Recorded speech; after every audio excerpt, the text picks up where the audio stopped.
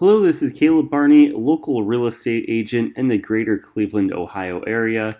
And today I wanted to go over an article titled Why We Aren't Headed for a Housing Crash, written by Keeping Current Matters. And as I'm going over this article, today's date is March 6th, 2024.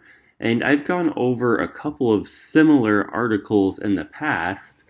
And the reason why I have to keep making these videos is because there's always the bubble boys on X, or formerly known as Twitter, or there's just people who are misinformed that think a crash is coming. And I have some news for those people, and that's that we aren't headed for a housing crash, and I'll tell you why right now.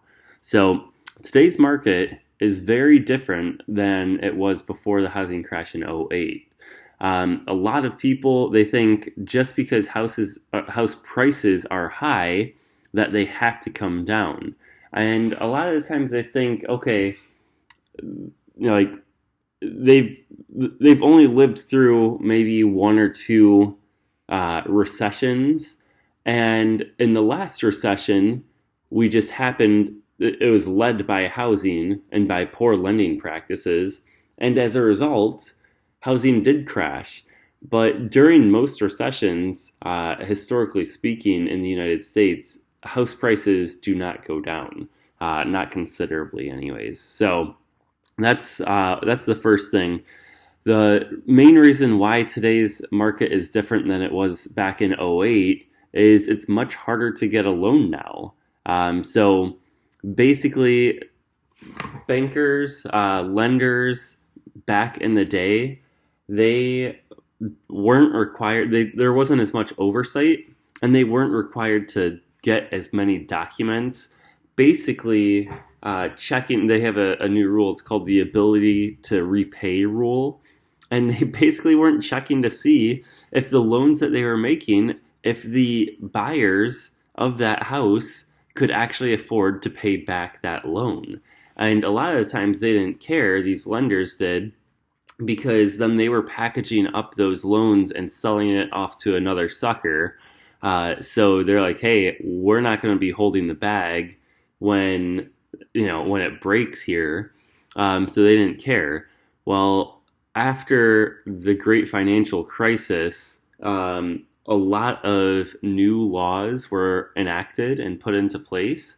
And as a result, there were a ton of additional lending regulations that made it harder for people to borrow money then, to get a loan for a house. So you could see how easy it was for people to get credit, to get a mortgage loan, leading up to basically halfway through 2006, and then there was a steep decline as house prices started tumbling, and as they started enacting different rules like Dodd-Frank, RESPA, Truth in Lending, all of that kind of stuff. So now it's much harder to get a loan, and that's a good thing for everybody involved. So lending standards are much more strict now than they were before. There's also far fewer homes for sale today, which basically means prices won't crash, because what it comes down to is supply and demand, and we still have a good amount of demand, and we have too few homes available for sale. We have not enough supply. So when you look at housing supply, they typically, how I always was taught, was 4 to 6 months was considered a balanced market if you had 4 to 6 months of supply. We have been basically since the pandemic at or below 3 months of supply, and that's very low, which is why you're still seeing multiple offers in many situations. And I haven't run the numbers here recently, but I'm willing to bet that in the greater Cleveland area, especially for some of your more affluent neighborhoods, our housing inventory is well below 3 months of supply. So that is nowhere near the peak of 10.4 months back in 2008. But basically from '07 to 2010, we were basically 9 to 10 months of supply, which is extremely high. That means it would, if no new houses hit the market that were listed for sale, it would take about 10.4 months for all of the houses that are currently listed for sale to actually be sold. Whereas now we're only at 3 months. Another reason is that people are not using their homes like ATMs. So a lot of the times what people did back in the day when they had equity in their home, so say, they had a loan balance of $100,000, their home was now worth $200,000, so they had $100,000 of equity. Well, instead of just letting that equity sit there and not work for them, they're like, you know what, I'm going to tap into this. I'm going to get a home equity line of credit or something similar, and I'm going to basically pay for upgrades to my house. Maybe I want a new pool. Maybe I want a new toy, like a boat or a car or something like that. That's even harder because those are depreciating quote unquote assets.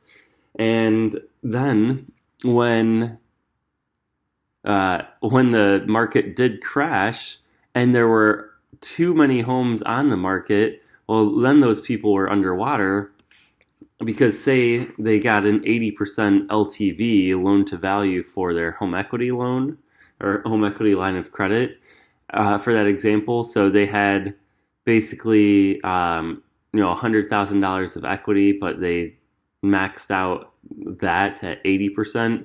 Well, their $200,000 house, now they have $180,000 for a loan balance.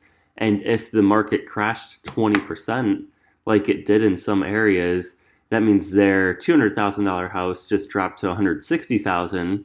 And if they owe $180,000, well, that's where they owe more money than what they can actually sell it for. So that's the tough part.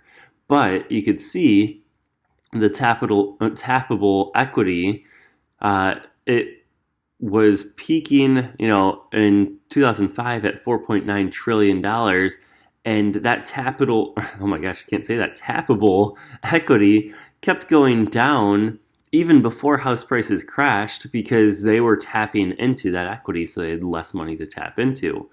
Obviously, house prices crashed, so there really wasn't anything to tap at that point for several years. And that's where a lot of people, they didn't see their home values get back to essentially where they were for 8 to 10 years a lot of the times, including here in Northeast Ohio. So now we're at $10.3 trillion for tappable equity, which is an all-time high. So bottom line is, while you might be hoping for something that brings prices down, the data is telling us that's not going to happen. Unless there's a major job loss recession and everybody lost their job at the same time and were so fearful that they couldn't make their next, couple of mortgage payments and they were going to get foreclosed on, sure, maybe those people will sell their home quickly.